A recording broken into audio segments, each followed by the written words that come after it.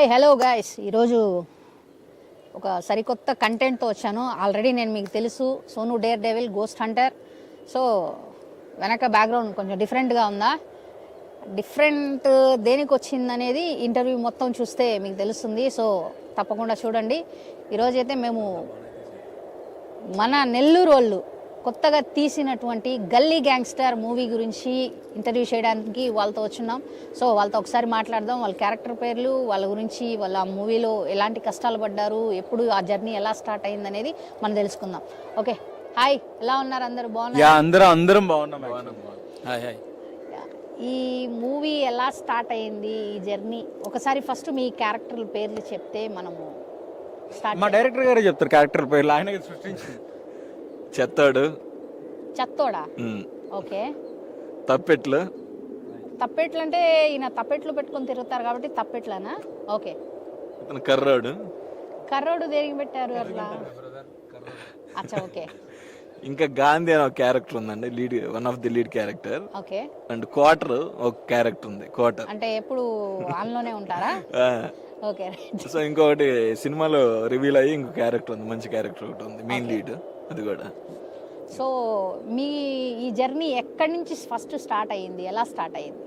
అంటే నేను first of all 2010లో షార్ట్ ఫిల్మ్స్ అలా చేద్దామని ఒక ఐడియా వచ్చి చాలా ప్లాన్ చేసుకున్నానండి. చాలా మంది కాంటాక్ట్ అవడం వల్ల. బట్ ఫస్ట్ డైరెక్టర్ అంటే ఎవరు వచ్చి అవకాశం ఇవ్వరు, లేదా మనతో వచ్చి ట్రావెల్ అవ్వడానికి కూడా చాలా ఇబ్బంది పడతారని చెప్పి యాక్టర్గా అయినా వచ్చి వెళ్దాం అనుకొని చాలా మందిని కాంటాక్ట్ అయ్యాను. అప్పుడు షార్ట్ ఫిల్మ్స్ పెద్దగా లేవన్నమాట, ఎవరు చేసేవాళ్ళు కాదు, చేసిన చాలా తక్కువ మంది చేసేవాళ్ళు.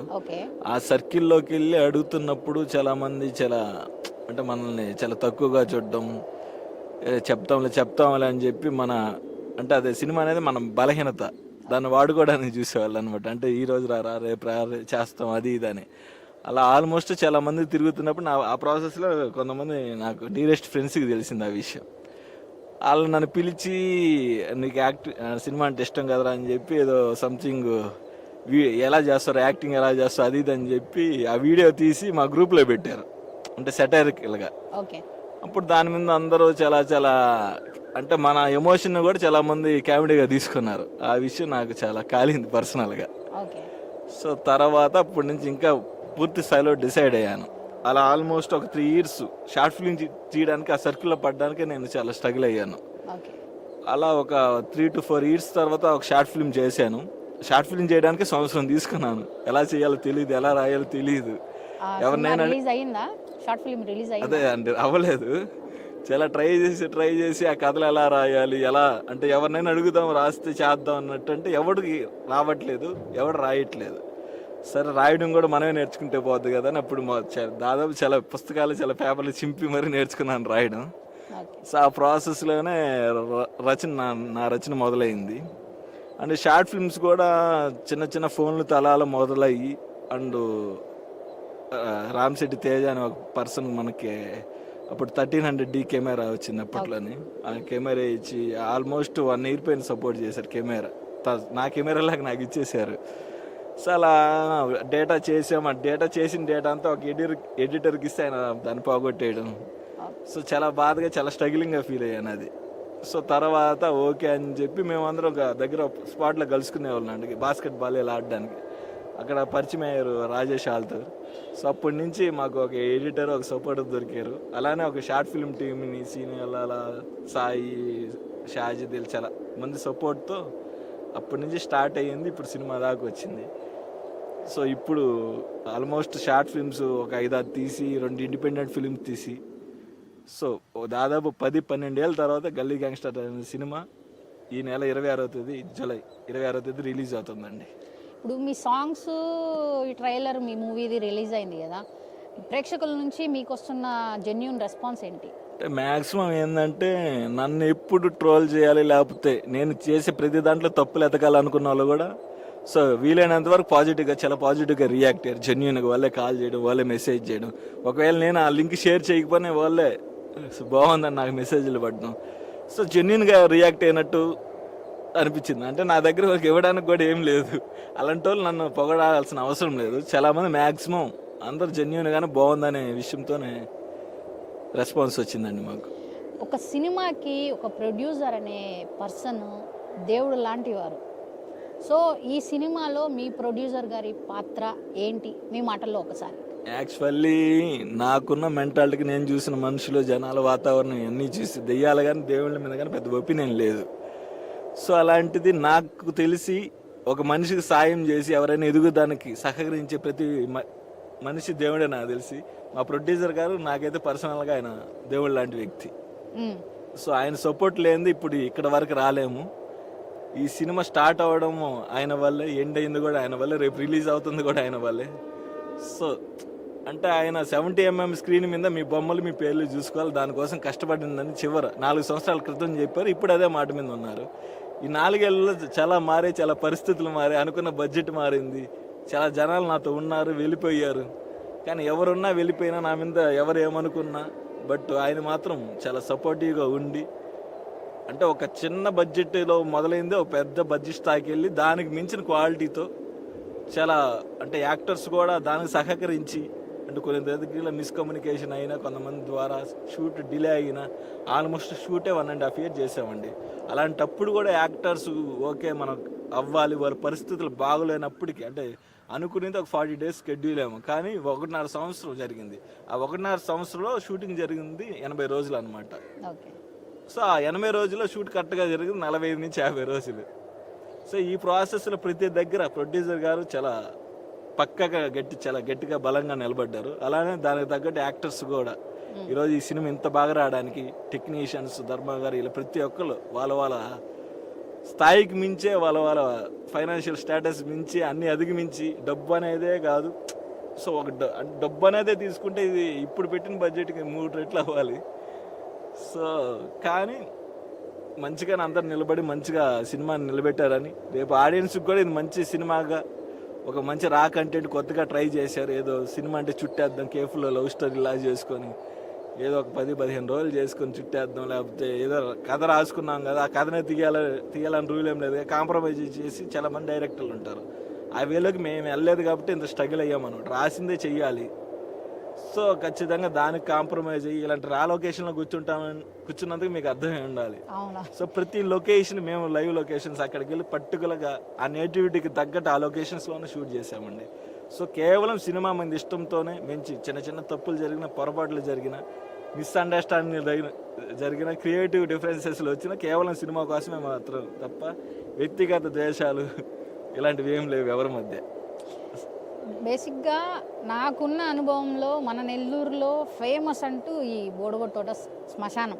అవును, ఎంత పెద్దోళ్ళైనా ఇక్కడ రావాల్సిందే. కాకపోతే కొన్ని ఎక్స్పీరియన్స్ అంటూ నాకుంది. యాజ్ ఎ గోస్ట్ హంటర్గా నేను ఇక్కడ ఎక్స్ప్లోర్ చేశాను ఒక వీడియో. సో నాకు తెలిసి నాకు జరిగిన అనుభవం నేను చెప్తాను. మీకు ఈ శ్మశానంతో ఎలాంటి అనుభవం ఉంది? ఇప్పుడే ఇక్కడికి విచ్చేసిన శోభన్ బాబు గారు, అటు కాదండి అడిగా, ఈ ఫ్రేమ్ ఇటుందండి, ఇక్కడికి రావాలి. శోభన్ బాబు గారు ఇందులో మల్లెపూలు చుట్టుకొని చాలా రసవత్తరమైన క్యారెక్టర్, కలర్ఫుల్ క్యారెక్టర్ ఏదైనా మన సినిమాలో ఉందంటే అది శోభన్ బాబు గారు మాత్రమే. ఆయన పేరుకి తగ్గట్టుగా సోకులు రాయడం అనమాట. మాట్లాడదాం, మీ దగ్గరికి మళ్ళీ వస్తామండి. సో డైరెక్టర్ గారు మంచి ఫ్లోలో ఉన్నారు, కొట్టండి సార్. అంటే శ్మశానంతో అనుబంధం అంటే చాలా మంది మనుషులకి చచ్చిపోయిన తర్వాత అనుబంధాలు ఉంటాయి దీంతో.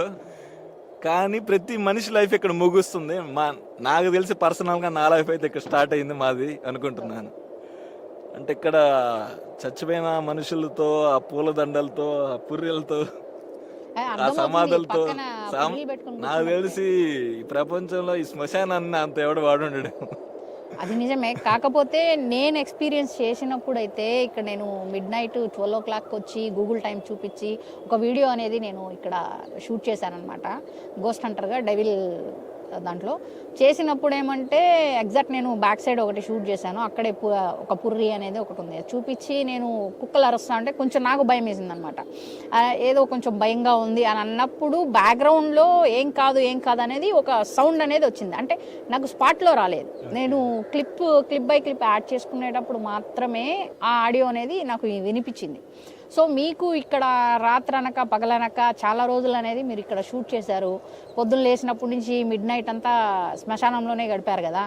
మీకు ఇక్కడ ఏమైనా చేదు అనుభవం కానీ ఏమైనా అయిందా? యాక్చువల్లీ అంటే ఆ షూట్ జరిగిన రోజుల్లో నేను ఏం తింటున్నానో దాని టేస్ట్ తెలిసేది లేదు.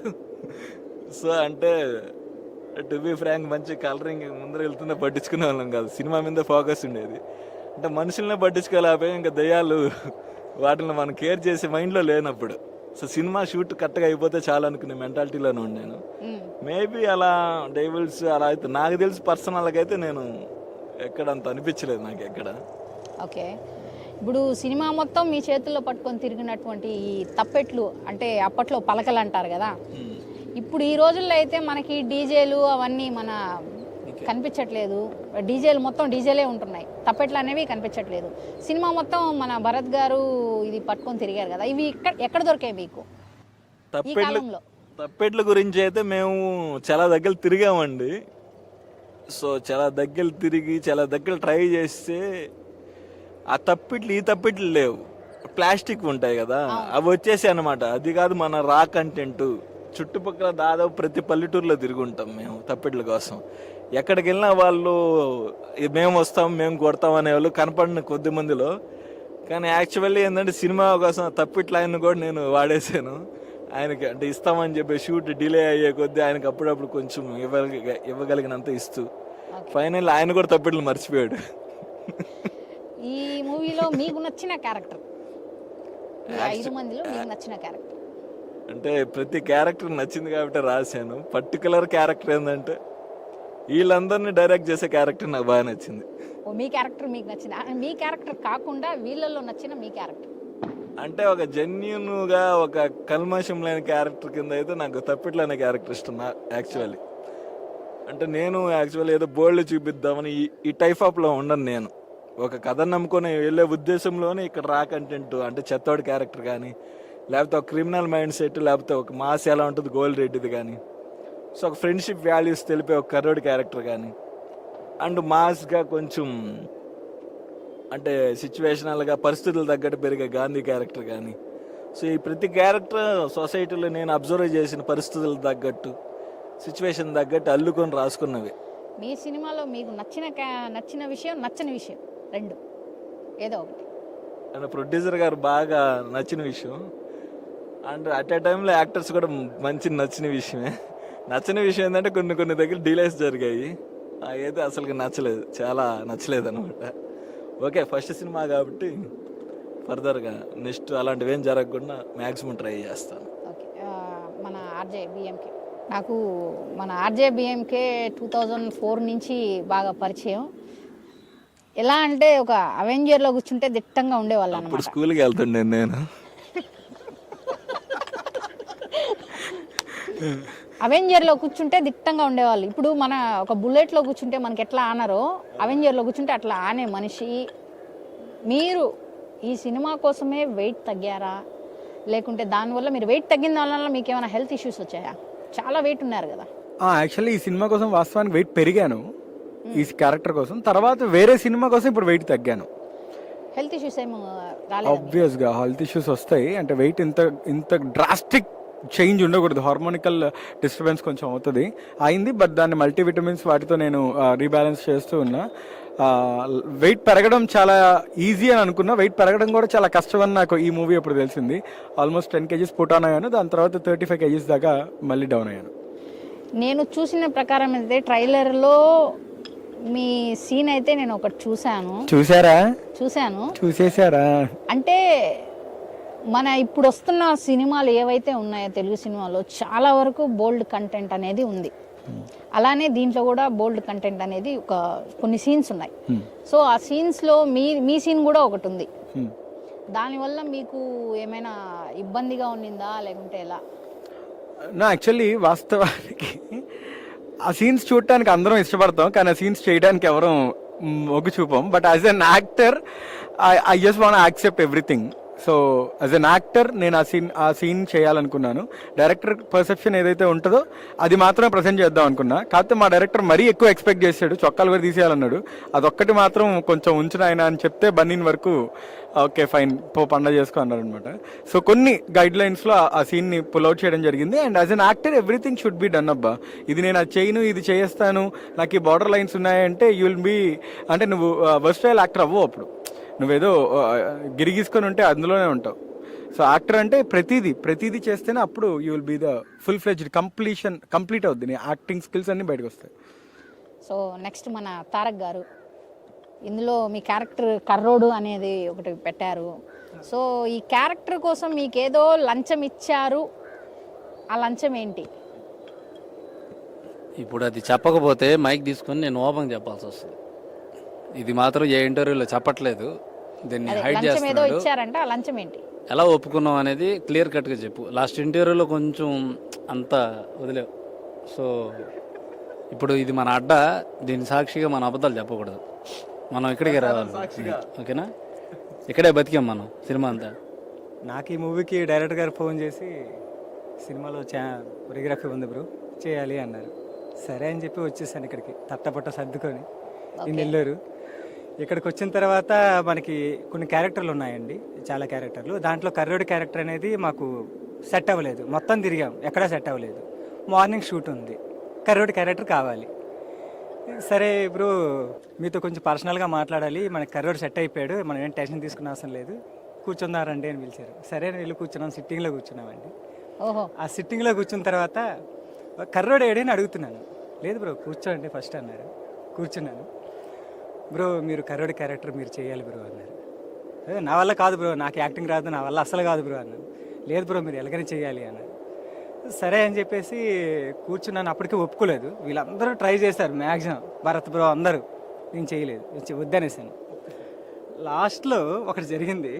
నువ్వు కూర్చున్నాను అంటే కుదరదు. ఎక్కడ కూర్చున్నావు, వేటి మధ్యలో కూర్చున్నావు, ఏ సిచ్యువేషన్ లో కూర్చున్నావు, లోపలికి ఏం వెళ్తుంది, బయటకి ఏమొస్తుంది, ఇది దా ఇంపార్టెంట్ టాపిక్. కూర్చున్నావు అంటే అదేమన్నా సీఎం కుర్చీయా కూర్చోడానికి? నువ్వు ఎక్కడ కూర్చున్నావో చెప్పు, వేటి మధ్యలో కూర్చున్నావో చెప్పు. అలయ్ బాబు గారు చెప్పినట్టు ఎవరెవరు ఉన్నారో చెప్పు. మందు సిట్టింగ్ వేశారండి. ఆ మందు సిట్టింగ్లో ఆ మందు సిట్టింగ్లో కూర్చొని పెట్టి బ్రో కొంచెం సరే అని వేశాను.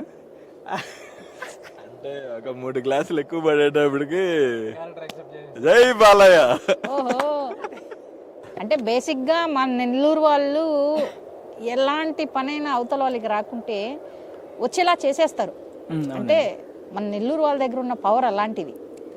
సో మీకు ఒక 3 గ్లాసులు వేయంగానే అంటే 3 గ్లాసులు అని కాదు, అది వేసిన వెంటనే ఇంకా బ్రో ఎవరినో ఎందుకు బ్రో మనం బ్రతిమలేదు, నేనే చేస్తా అని ఓహో, మీరే ఓపెన్ మాట ఇచ్చేసాను. మీలో ఉన్న కర్రోడు బయటకు బయటకు వచ్చేసారు.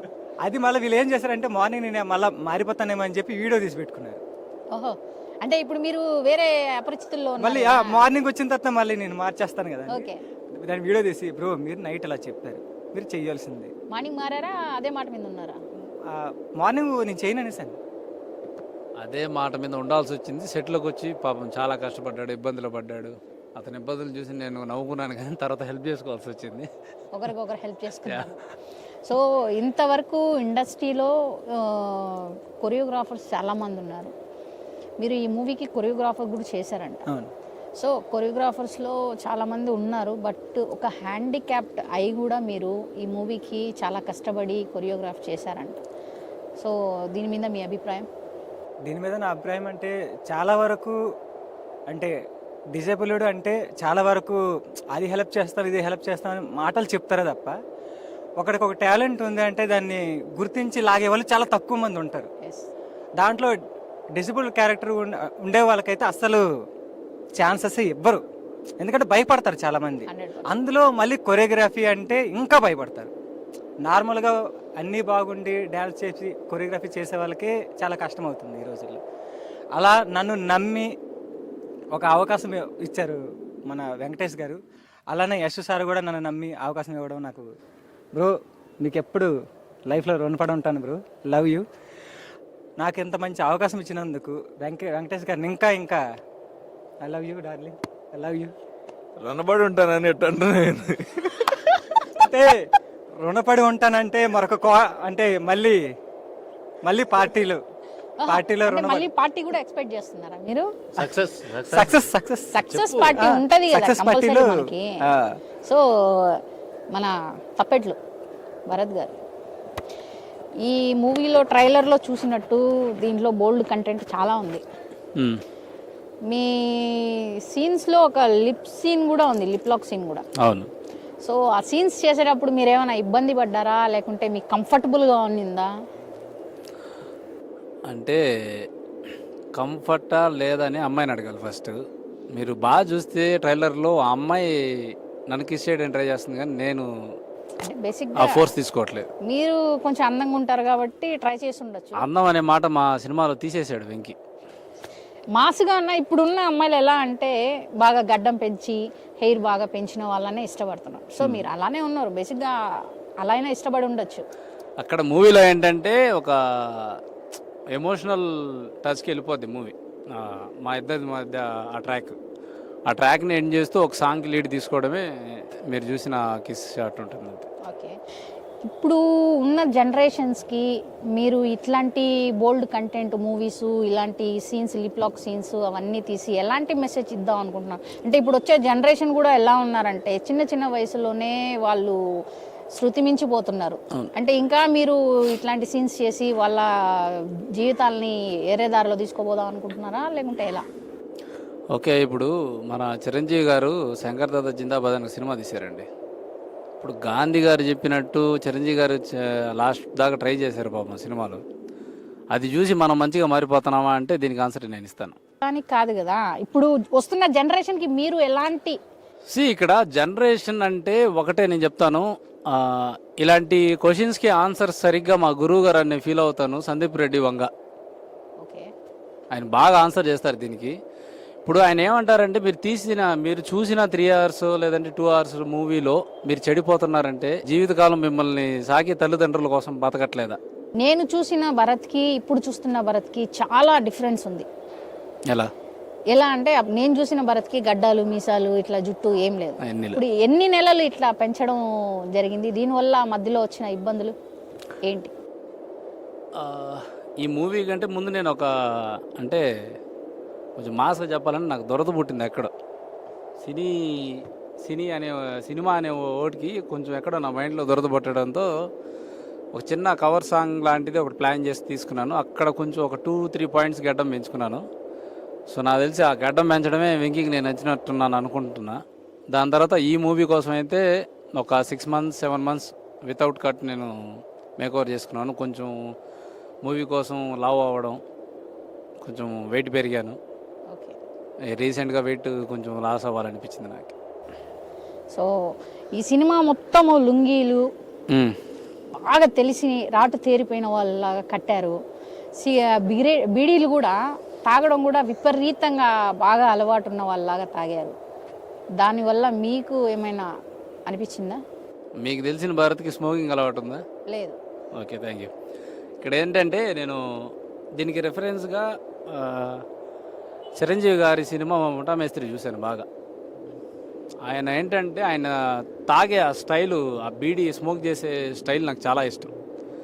బీడీ అన్న వెంటనే నేను ముందు గుర్తు తెచ్చుకుంది ఆ మూవీలో చిరంజీవి గారు చేసే ఆ యాక్షను, లేదంటే ఆ బీడీతో ఆయన చేసిన డీలింగ్ అలాంటిది, అది బాగా నచ్చాయి. మా ఫాదర్ కూడా నా చిన్నప్పుడు కొంచెం స్మోక్ చేసేవాళ్ళు కాబట్టి నాకు ఇలా హెల్ప్ అయింది. సో ఈ మూవీలో మొత్తంలో ఫైట్స్ ఎటువంటి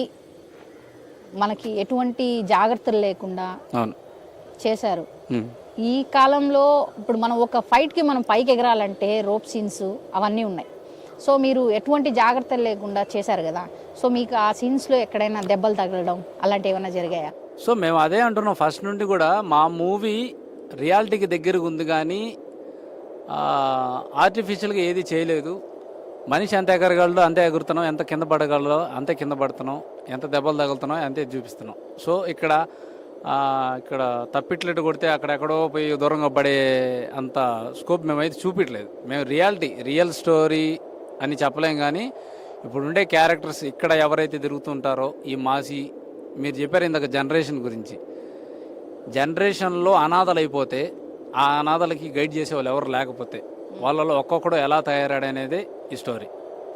సో ఈ మూవీలో ఇంకోటి వచ్చి, ఇప్పుడు మీ 5 క్యారెక్టర్లు ఉన్నాయి కదా, ఆ 5 క్యారెక్టర్లకి ఈ 5 క్యారెక్టర్లో మీకు సపరేట్గా నచ్చిన క్యారెక్టర్, మీ క్యారెక్టర్ కాకుండా యాక్టింగ్ పరంగా అంటే సెట్లో కావచ్చు, తెర మీద కావచ్చు, అంటే తెర వెనక ఎట్లుంటారో అంటే మనుషులుగా కొంతమందిని ఇష్టపడతామండి. ఇప్పుడు మనకు నచ్చిన యాక్టర్ అంటే చిరంజీవి గారు, ఆయన మన పక్కన కూర్చోలేరు కాబట్టి యాక్టర్స్ గురించి అయితే చెప్తాను, నటించిన వాళ్ళ గురించి అయితే.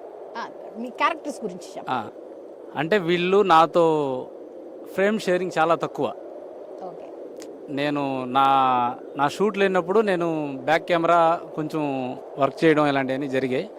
నేను చూసిన వాళ్ళల్లో శోభన్ బాబు అనే క్యారెక్టర్ ఒకటి, క్వార్టర్, వీళ్ళిద్దరూ చాలా ఈజీగా అలా కొట్టేస్తారు షాట్ని. వాళ్ళిద్దరిని చూసి నేను చాలా నేర్చుకోవాలనిపించింది. శోభన్ బాబు గారి ఆయనే, కోటర్ అనే వ్యక్తి ఇంక వేరే షూటింగ్లో ఉన్నాడు. సో ఆయన రాలేకపోయారు. ఇంత నుంచి గీకుతున్నాడు నా పేరు చెప్పమని. నా ముందే 10 టేకులు తీసుకున్నాడు. ఎలా చెప్తాను నేను? మీకు మీ పక్కనున్న పుర్రికి బాగా అనుభవం ఉన్నట్టుంది, మంచి అనుబంధం ఉన్నట్టుంది. సినిమాలో కూడా చూస్తే దానికి స్పెట్స్ పెట్టారు పెట్టాను పుర్రికి. సో మీకు ఫస్ట్ టైం అనుకుంటా కదా పుర్రితో ఇట్లాంటి ఎక్స్పీరియన్స్? అవునవును. మీకు ఎలా అనిపించింది? ఇప్పుడు కూడా డేర్గా పట్టుకొని కూర్చున్నారు. యాక్చువల్గా నేను షూట్ చేసేటప్పుడు అయితే దూరం నుంచి చూపించాను తప్ప నేను టచ్ కూడా చేయలేదు. అంటే మీరు దీన్ని ఒక పుర్రిగానో లేదంటే సమాజంలో మనం పెరిగిన వాతావరణం వల్ల దీన్ని చూసి మనం భయపడుతున్నాం, కానీ ఏం లేదు దీంట్లో. మనం తెచ్చాక కూడా ఇలాగే తయారవుతాం. అఫ్కోర్స్ అది కావచ్చు. మ్యాటర్ ఏంటంటే, దీని గురించి మ్యాటర్ ఏంటంటే, అనాథలుగా మేము కనిపించి మా స్క్రీన్ పైన దాని ముందు తల్లిదండ్రులు అనేది ఎవరు మాకు లేరు. మొత్తం ఇంకా అనాథలు అనేది స్టోరీ. నాకు ఎమోషనల్ సపోర్ట్ కావాలి. నన్ను చూసుకునే వాళ్ళే లేరు. నా కళ్ళ ముందరే నా తండ్రి చనిపోయాడు అన్నట్టుగా నా క్యారెక్టర్ ఉంటుంది. సో ఇతగాడిని ఎక్కడ తీసుకెళ్ళి బుడ్చారో ఒక 6 months 7 months తర్వాత బాధ తట్టుకోలేక ప్రతిరోజు ఆ సమాధుల దగ్గర కూర్చొని ఏడవడం. సో ఇంక లైఫ్ లాంగ్ నా సపోర్ట్ ఉండాలంటే చచ్చిన వ్యక్తి వెనకరాడని చెప్పి ఇలా సపోర్ట్గా పెట్టుకుని తిరుగుతూ ఉంటాను మూవీలో. మా తండ్రి. మీరు ఇందాక నుంచి ఈ పుర్రిని పక్కనే పెట్టుకొని కూర్చారు. అది ఆర్ట్ చేశారా లేకుంటే ఒరిజినలా? ఆర్టిఫిషియల్ రెడీ చేసే అంత బడ్జెట్ కాదండి మాది, ఫస్ట్ ఆఫ్ ఆల్. ఇంకోటి ఏంటంటే ఒరిజినల్ అండి. ఒకవేళ ఆర్టిఫిషియల్ చేసే అంత స్కోప్ ఉన్నా మా డైరెక్టర్కి అది పెద్ద నచ్చకపోవచ్చు. ఎందుకంటే అంతా రా కంటెంట్లో వెళ్తున్నాం, రియాలిటీని బాగా చూశారు. సో రియల్గానే దీన్ని కలెక్ట్ చేసుకోవడం జరిగింది. ఎలా కలెక్ట్ చేసుకున్నారు దాన్ని? అంటే మేము ఇక్కడ 1 year పాటు, మేబీ 6 months పైన 1 year ఇట్లా ఈ లొకాలిటీలో మొత్తం వీళ్ళు ఎలా ఉంటారు, ఏంటి, వీళ్ళ జీవనశైలి ఎలా ఉంటుంది, ఇది మొత్తం తెలుసుకోవడానికో లేదంటే వీళ్ళలాగా మనం ఉండాలి అని డైరెక్టర్ ప్రతిరోజు ఏంటంటే పొద్దున ఒక 1 or 2 hours మీరు ఆ ఏరియాలో తిరగాలి, వాళ్ళు ఎలా ఉంటారో చూడాలి, అంత ఈజీ కాదు సెట్స్లోకి వెళ్ళిపోయాక అని చెప్పాక డైలీ ఇలా తిరగడంలో శ్మశానాల్లో కూడా వచ్చి తిరిగామండి. స్టోరీలో ఆల్రెడీ దీని గురించి ఉంది కాబట్టి నాకు ఎక్కడో ఒకటి ఇలాంటిది కనిపించింది. బట్ దాని షేప్స్ సరిగా లేవని చెప్పి ఇంకొకటి సగం ఎక్కడో పైన కనిపిస్తుంటే మిగతా సగం మేము తవ్వి తీసుకున్నాం. ఓకే. దాదాపు ఈ సినిమా గల్లీ గ్యాంగ్స్టర్ అనే మూవీ దాదాపు 4 సంవత్సరాలు పట్టింది సినిమా తీయడానికి. అంటే మీరు పడిన కష్టాలు, మీరు దీంట్లో నేర్చుకున్న గుణపాఠం ఏంటి? కష్టాలంటే పక్కన మనిషి నుంచి సపోర్ట్ లేకపోవడం అండి. ఫస్ట్ ఒక మూవీ చేస్తున్నామంటే మనిషి సినిమా చూడడానికి లైన్లో నిలబడి కాళ్ళు దొక్కించుకొని లేకపోతే దెబ్బలు తగిలించుకొని టికెట్ తీసుకుని సినిమాకి వెళ్తాడు, కానీ ఆ సినిమా చేసే వాళ్ళకి ఆ రెస్పెక్ట్ ఇవ్వట్లేదు. సినిమా చేస్తున్నామంటే దాన్ని ఏదో కొంచెం ఒక తక్కువ స్థాయిలో చూడడం, మాట్లాడడం ఇలాంటివన్నీ జరుగుతుంది. ఆ సపోర్ట్ లేకపోవడం. ఇంకొకటి కష్టం అంటే మా మేకవర్ పరంగా లేదంటే యాక్టింగ్ పరంగా ఇలాంటి ఏం మాకు కష్టం అనిపించలేదు. ఎందుకంటే కమిట్ అయిపోయాం, చేయాలని కమిట్ అయిన తర్వాత ఖచ్చితంగా సినిమా బయటికి రావాలి, ఇదే ఉన్నింది. ఇప్పుడు ఈ సినిమా తీశారు కదా, ఈ సినిమా హిట్ అవుతుంది అనుకుంటున్నారా, ఫ్లాప్ అవుతుంది అనుకుంటున్నారా? ఫ్లాప్ దృష్టికి అయితే మేము వెళ్ళట్లేదు, దాన్ని దృష్టిలో కూడా పెట్టుకోవట్లేదు. ఎందుకంటే ఒక రెగ్యులారిటీ మూవీ అయితే కాదు మాది, కంపల్సరీ. ఇది మీరు తమిళ్లో మనదే శివపుత్రుడు లేదంటే బాలాగారి డైరెక్షన్లో వచ్చిన కొన్ని మూవీస్ ఉంటాయి. సో నేనే దేవుణ్ణి, ఇలాంటి మూవీస్ ఎలా ఉంటాయో మన తెలుగులో ఇలాంటి మూవీస్ రాలేదు ఇంతకుముందు. అలాంటి మూవీ అవుతుంది ఇది. ఇదేదో లవ్ స్టోరీ, ఇద్దరు అమ్మాయిలు అబ్బాయిలు ప్రేమించుకొని లాస్ట్లో కొట్టుకొని మళ్ళీ కలిసిపోయి అంత రెగ్యులారిటీలోకి అయితే పోలేదు కాబట్టి సో అబోవ్ యావరేజ్ అందరూ ప్రతి యాక్టర్ని డైరెక్టర్ని మెచ్చుకుంటారని నేను అనుకుంటున్నాను. ఈ సినిమాకి ముగ్గురు అసిస్టెంట్ డైరెక్టర్లుగా మొదలయ్యి చివరికి ఒక అసిస్టెంట్ డైరెక్టర్లా మిగిలి మన కబీర్ దాస్ గారు లాగా. అవును, హీ సో స్వీట్. ఎందుకు అంటున్నానంటే ఇప్పుడు ఒక డైరెక్టర్కి ఉన్న ప్రెజర్ని తీసుకోవాలంటే ఫస్ట్ ఏడీనే తీసుకుంటాడు. అలా మిగతా ఇద్దరు ఎందుకు వెళ్ళిపోయారో కానీ చాలా తక్కువ టైంలోనే వెళ్ళిపోయారు. తను ఒక్కడే ఒక యాజ్ ఏడీగా చాలా హ్యాండిల్ చేసుకున్నాడు, చాలా ప్రెజర్ తీసుకున్నాడు. మూవీని ఇంకా కూడా ప్రేమిస్తూ ఉండే చాలా కొద్దిమంది వ్యక్తుల్లో అతను ఒకడు. ఓకే, మన శోభన్ బాబు గారు, శోభన్ బాబు, మీకు ఈ మూవీకి జరిగిన ఈ జర్నీలో మీకు వచ్చిన అనుభవం, దీంట్లో మీకు నచ్చని అనుభవం?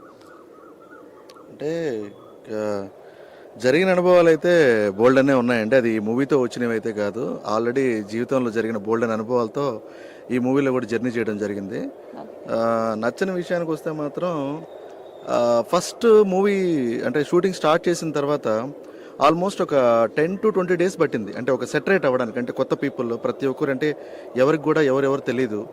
అండ్ ఇంకోటి ఏంటంటే వాళ్ళు సెట్ అవ్వడానికి, తర్వాత టైమింగ్, తర్వాత ప్రతి ఒక్కటి కంటెంట్ అంటే ఏదైతే ఉందో వాటికి సంబంధించి ఇవన్నీ సెట్ అవ్వడానికి ఒక 10 to 20 days పట్టింది. ఈ 10 to 20 daysలో ఎవరైతే పేషెన్స్ లాస్ అయిపోతారో, మీరు అన్నారు కదా ఇందాక అసిస్టెంట్ డైరెక్టర్లు ఒక ముగ్గురు ఉన్నారు, వాళ్ళు ఒకరే మిగిలిన ఇద్దరు, ఆ పేషెన్స్ లాస్ అయిపోయిన వాళ్ళు వెళ్ళిపోతారు. అండ్ ఇంకోటి ఏంటంటే బరస్ట్ అయిపోతారు, ఇంకోటి జరుగుతుంది. అలా బరస్ట్ అయిన వాళ్ళు నేను కూడా ఒకటి అనమాట. అంటే ఎందుకంటే ఒక ఫైటింగ్ సీన్లో అయితే ఆల్మోస్ట్ 11 takes తీసుకున్నారు నాది. ఓకే, 11 takes అంటే మిస్టేక్ అయితే నాది కాదు, అంటే ఫస్ట్ టేకే నేను మొత్తం అయిపోయింది. సో వైడ్ యాంగిల్లో కెమెరా పెట్టినప్పుడు ఎవరో అంటే మిస్ అవుతున్నారని చెప్పని 11 takes. ఆ 11 takes అప్పుడైతే ఆల్మోస్ట్ అంటే ఆ టైంలో మైక్ తీసి విసిరి కొట్టేయడం లేకపోతే ఇంకోటి చేయాల్సింది డైరెక్టర్ యాక్చువల్గా.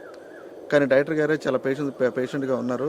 ఎందుకు ఈయన ఎంత పేషెన్స్గా ఉన్నారు, ఇదేంటిది అని చెప్పని నాకు చాలా కోపం వచ్చేది అనమాట. ఆల్మోస్ట్ 11 takes తర్వాత అరిచేసాను గట్టిగా. ఏం బుద్ధి జ్ఞానం ఉందా లేదా, ఒకరి మీద డిపెండ్ అయ్యేది అనుకున్నారా లేకపోతే ఇంకోటి అని చెప్పని. అది నాకు బ్యాడ్ ఎక్స్పీరియన్స్. తర్వాత నేను సెటరేట్ అయిపోయాను, అది వేరే విషయం. అది ఈ మూవీలో వీళ్ళతో అందరు ఈ కొత్త ఆర్టిస్టులు ఉన్నారు కదా, వాళ్ళతో మీరు జర్నీ ట్రావెల్ చేశారు కదా, వీళ్ళ వల్ల మీకేమైనా ఇబ్బందులు కలిగారా, లేకుంటే డైరెక్టర్ గారు మిమ్మల్ని ఇబ్బంది పెట్టడం కానీ? అంటే అది ఎలా చెప్పాలంటేనండి, చెప్పాను కదా, కమ్యూనికేషన్ గ్యాప్ అంతే. ఏంటంటే ప్రతి ఒక్కరు కూడా వాళ్ళు ఏదో వాళ్ళ స్వతహాగా వాళ్ళు ఏదో చేయాలని చెప్పినట్టుగా చేయరు. సో సిచ్యువేషన్స్ డిమాండ్స్ అనమాట. అంటే అది ఎలా చెప్పాలంటే ఆ టైంలో వాళ్ళ మైండ్ సెట్ తగ్గట్టుగా వాళ్ళు అలా బిహేవ్ చేస్తారు.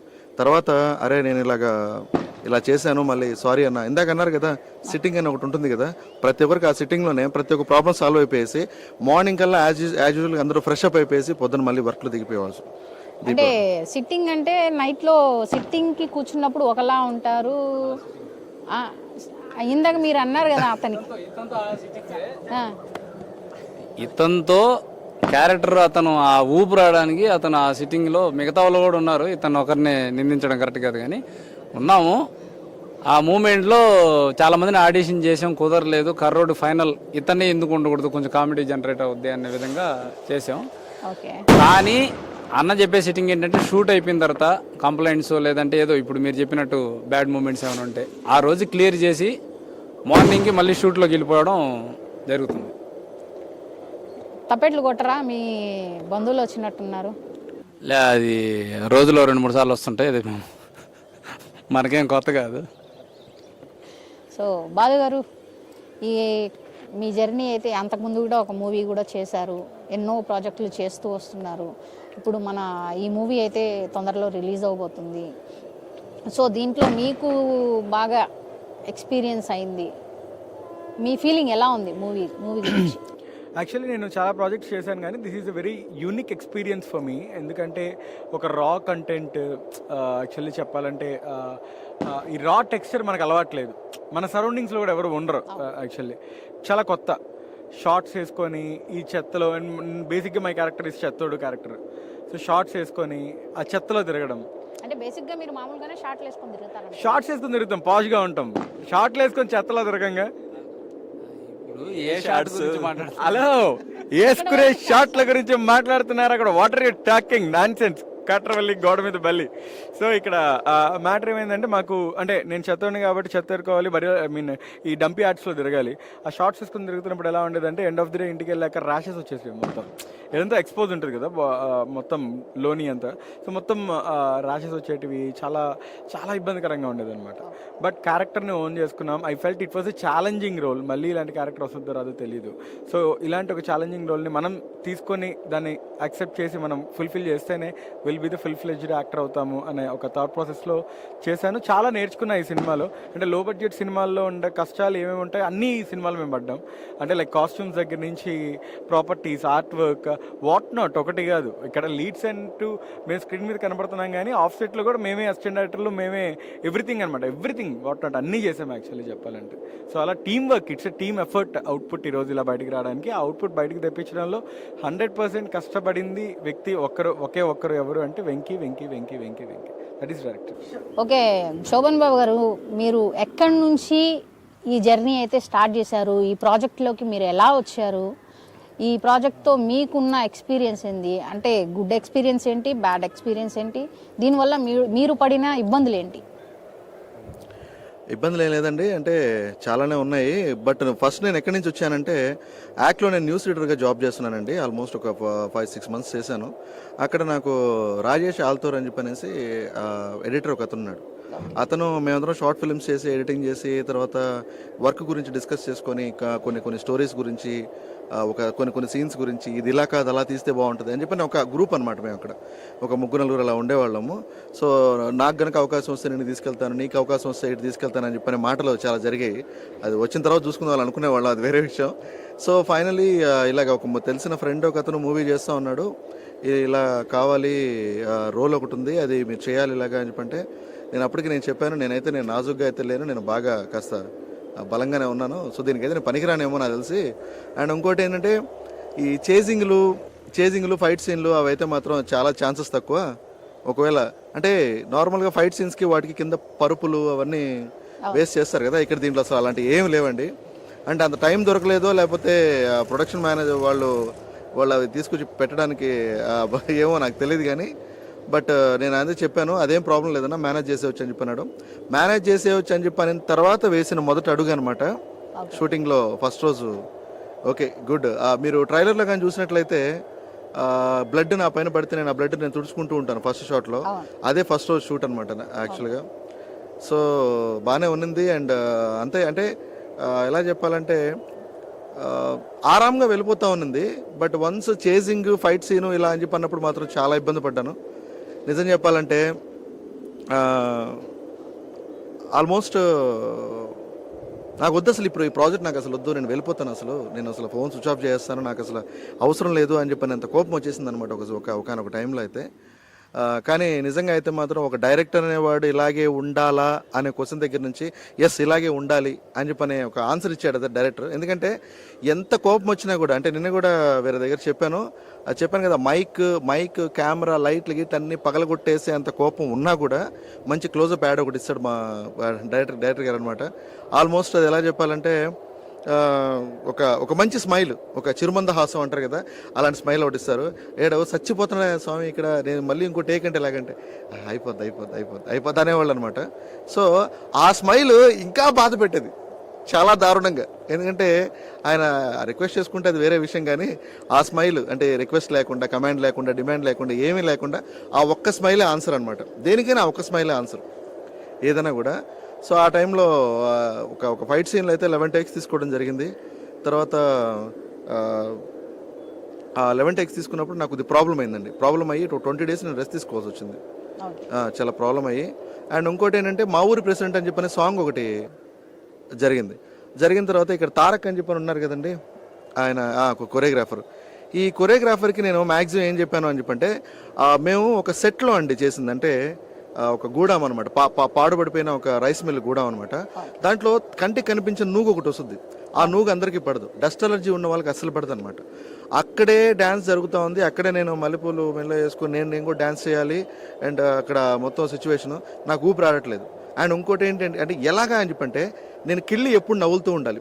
ఆ కిళ్ళి నవ్వులుతూనే అక్కడ డ్యాన్స్ వేస్తూనే అలసిపోతూనే ఆ నూగు లోపలికి వచ్చి ఊపిరాడక అంటే నాకు ఏమనిపించిందని మా మదర్కి ఫోన్ చేసి చెప్పేద్దాం అనిపించింది. మమ్మీ అకౌంట్లో 6,000 ఉన్నాయి, సో అదే బంధువుల ఫోన్ నెంబర్లు అన్నీ ఆ బుక్లో ఉన్నాయి, ఇది పరిస్థితి అని చెప్పాలనిపించి అంత అంటే ఆల్మోస్ట్ ఇంకా నా వల్ల కాదు, ఇంకా నేను చచ్చిపోయాను అని చెప్పిన రేంజ్లో ఎన్నో అంటే ఎన్ని పెట్టేసి చాలా టేకులు తీసుకుంటా ఉన్నాడు.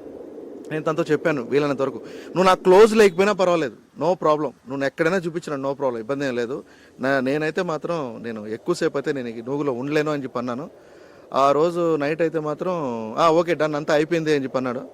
అయిపోయింది అన్న తర్వాత సో ఓకే అమ్మయ్య అని చెప్పి అనుకొని లేసి బయటకు వస్తున్నాను. ఒక్కొక్క నిమిషం లాంగ్లో పడలేదు, ఇంకొక టేక్ అన్నారనమాట. ఆ ఒక్క టేక్ అని చెప్పి అన్నప్పుడైతే అసలు ఇంకా అది అసలు ఏంటి నేను ఎక్స్పెక్ట్ చేసిన సినిమా ఫీల్డ్ అంటే ఇదేనా ఇలాగా అని చెప్పని అనిపించింది.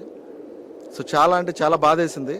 కానీ తర్వాత నేను ఒక్కడనే ఇలాగ అంటే యాక్చువల్గా మూవీ అని చెప్పి అనేది వచ్చేసి చాలా మంది యాక్టర్స్ కూడుకుందనమాట.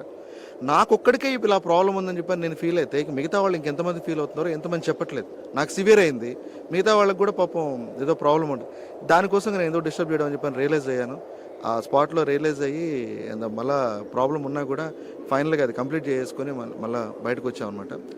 ఇది బ్యాడ్ ఎక్స్పీరియన్స్ కంటే కూడా ఇది వర్స్ట్ ఎక్స్పీరియన్స్ అనమాట. ఇది ఇప్పుడు ఈ వరస్ట్ ఎక్స్పీరియన్స్ చేశారు కాబట్టి ఫ్యూచర్లో మీకు ఇంకా మంచి ప్రాజెక్టులు రావాలి, క్యారెక్టర్స్ చేయాలి. హోప్లీ మీ వల్ల ఒక 4 రూపాయలు అనేది డైరెక్టర్ గారు కానీ ప్రొడ్యూసర్ కానీ మీతోటి నడిచే ఆర్టిస్టులకు కానీ రావాలని మనస్ఫూర్తిగా కోరుకుంటూ ఆల్ ది బెస్ట్ ఫర్ గల్లీ గ్యాంగ్స్టర్స్ మూవీ. తారక్ గారు, మీది నేటివ్ ప్లేస్ మన శ్రీకాకుళం అని విన్నాను.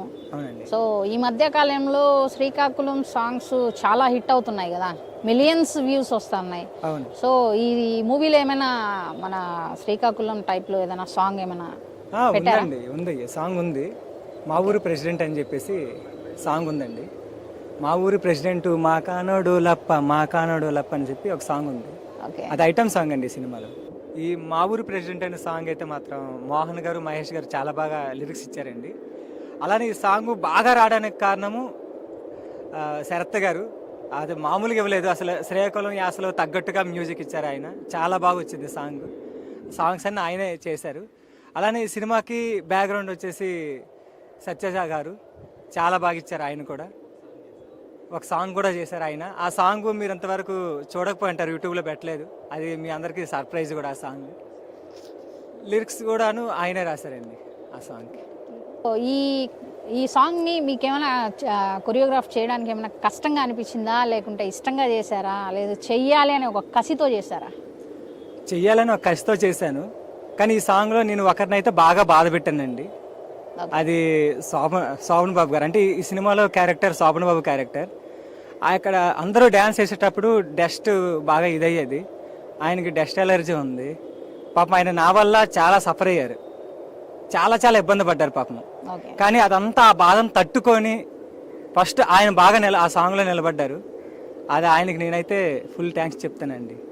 అంటే అతను చూసి నేను బాగా ఫీల్ అయ్యేవాడిని. అంటే సాంగ్ చేస్తున్న అందరూ బాగా ఎంజాయ్ చేస్తున్నారు. అంటే సాంగ్లో అంత బాగుంది, శ్రీకాకుళం సాంగ్. దాంట్లో ఆ సాంగ్లో మంచి మ్యూజిక్ ఇచ్చారు.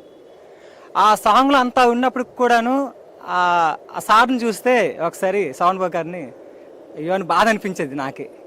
కానీ చాలా కష్టపడ్డారు అతను మాత్రం. మిగతా సాంగ్స్ అన్నీ కూడాను మహేష్ గారు రాశారు. ఆ సాంగ్స్ లిరిక్స్ అయితే చాలా బాగా ఇచ్చారు. దీంట్లో నల్లని నాటుకు అనే ఒక సాంగ్ ఉంటుంది, నల్లని కన్నులున్న నాటుకోడిరా. ఆ లిరిక్స్ కూడా మామూలుగా లేదు, చాలా అద్భుతంగా. అంటే ఒక అమ్మాయిని ఎంత అందంగా, అంటే అందంగాని కాదు ఇంత కసిగా రాయొచ్చా అని వాళ్ళిద్దరు రైటర్ని చూసిన తర్వాత నాకు అనిపించింది. చాలా బాగా రాశారు. అలానే ఎంత మంచి సాంగ్స్కి కొరియోగ్రఫీ చేసినందుకు నేనైతే ఇంకా చాలా బాగా హ్యాపీగా ఫీల్ అవుతున్నానండి. ఫ్యూచర్లో ఇంకా మంచి సాంగ్స్ రావాలి, ఇంకా మంచిగా కొరియోగ్రాఫర్గా రాణిస్తానని నేను అనుకుంటున్నాను. ఓకే, సో ఈ మూవీతో మీకు కూడా మంచి ఫ్యూచర్ ఉండాలి, మరిన్ని సినిమాలు రావాలి, మరిన్ని సినిమాలకు మరెన్నో సాంగ్స్కు మీరు కొరియోగ్రఫీ చేయాలని మనస్ఫూర్తిగా కోరుకుంటూ ఓకే, మన భరత్ గారు సినిమాలో పెట్టుకున్నట్టు పేరుని తప్పెట్లు అని ఒక్కసారి ఆ పలక వాయిస్తే మేము కూడా వింటాం. అంటే మీన్స్ తప్పెట్లు, మీరు పెట్టుకున్న తప్పెట్లు ఒకసారి వాయిస్తే మా ప్రేక్షకులు కూడా వింటారు. వెనకాల కూడా ఫ్రెష్గా సెవెన్ వచ్చింది. You can enter into your character. వెనకాల ఇప్పుడే వెనకాల టపాసులు పేలుస్తున్నాయి. ఏంటది? సినిమా రిలీజ్ అవుతుంది కదా, కొంచెం పేమెంట్ పెరుగుద్ది, అది ఇచ్చే పని అయితే. నెక్స్ట్ సినిమా చూద్దాం కానీ నెక్స్ట్ సినిమా రెమ్యునరేషన్ అంటే కమాన్. రెడీ 1 2 3. రెమెండేషన్ కావాలంటే అక్కడికి వెళ్దాం. కొట్టండి కానండి. Okay, camera mode action. Bro ఒక నిమిషం. మీరేం బ్రో, మీరు ఎందుకు కొట్టట్లేదు? ఇద్దరు తప్పెట్లు కొడితేనే అంటే అవి తప్పెట్లు వచ్చావా? అవుతాయి. సరే, ఇద్దరు కలిసి కొడితేనే కర్రోడు తప్పెట్లు తప్పెట్లు ఇద్దరు కలిసి తప్పెట్లను కొట్టండి. ఒక్కరు కొడితే పలక అవుతుంది. ఇది కాదు, మన సాంగ్ బీట్ కొట్టండి. తగిడిత 2-4 తగ్గతే మీ 4-8 కొడతారా? మన సాంగ్ కొట్టాలి. బాలు గారు, మీకు కొట్టడం తెలిసినంతగా వాళ్ళకి తెలియదులే.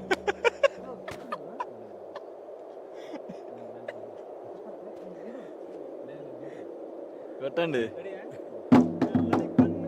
నాటుకోడిరా కొప్పుల పూలెట్టు సైగ చేసేరా.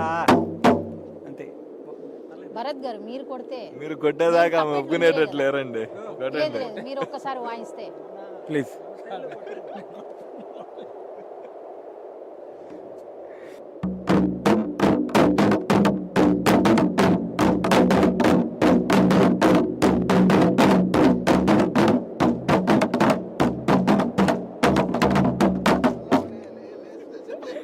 సూపర్. మీరు అక్కడ కొడుతుంటే నాకు ఇక్కడ రిధం వస్తుంది అన్నమాట. నైస్, బాగుంది. యాక్చువల్లీ ఇప్పుడంటే చాలా ఇన్స్ట్రుమెంట్స్ వచ్చాయి కానీ అవును. తప్పిట్లకు ఉన్నంత రిథము ఇప్పుడు దాకా ఏ ఇన్స్ట్రుమెంట్స్ లేదండి. అంత నేచురల్ బీట్ అది. ఎంత దూరంలో ఉన్నా ఆ సౌండ్ అది గాని అంటే చచ్చిపోయిన శవం దగ్గర కూడా బాధ మర్చిపోయి ఎగురుతారు జనాలు. అంటే అంత ఆటోమేటిక్ బీట్ గా ఇస్తుంది, అంత రిథమ్ హైప్ అనేది మనకి జనరేట్ అవుతుంది అన్నమాట బాడీలో. అవునండి. అందుకే నిజంగా అయితే తప్పిట్లు అంటే నిజాలు. ఒకసారి మూవీ ఎప్పుడు రిలీజ్ అవి చెప్తే. మూవీ జూలై 26 అండి. ఈ నెల జూలై 26న తెలంగాణ, ఆంధ్రలో దాదాపు అభిమాన థియేటర్లో మ్యాక్సిమం రిలీజ్ చేయడానికి చూస్తున్నారు ప్రొడ్యూసర్ గారు. సో మంచిగా అన్ని థియేటర్లో రిలీజ్ అయ్యి మంచిగా ప్రేక్షకులు వచ్చి ఆదరించాలని, సపోర్ట్ చేయాలని కోరుకుంటున్నాం. ఓకే అండి, అది మన గల్లీ గ్యాంగ్స్టర్ మూవీ ఈ నెల జూలై 26న మీ ముందుకు రాబోతుంది. మీ అభిమాన థియేటర్స్లో, మన తెలంగాణ స్టేట్లో, మన ఏపీ స్టేట్లో ప్రతి ఒక్క థియేటర్లో అయితే ఈ మూవీ అయితే రిలీజ్ అవుతుంది. తప్పక వెళ్ళి చూసి మన నెల్లూరు వాళ్ళని ఇలానే సపోర్ట్ చేస్తూ, కొత్త వాళ్ళని, ఆర్టిస్టులని మీరు సపోర్ట్ చేస్తూ ప్రతి ఒక్కరికి సపోర్ట్ చేయాలని మనస్ఫూర్తిగా కోరుకుంటూ thank you very much. Signing off.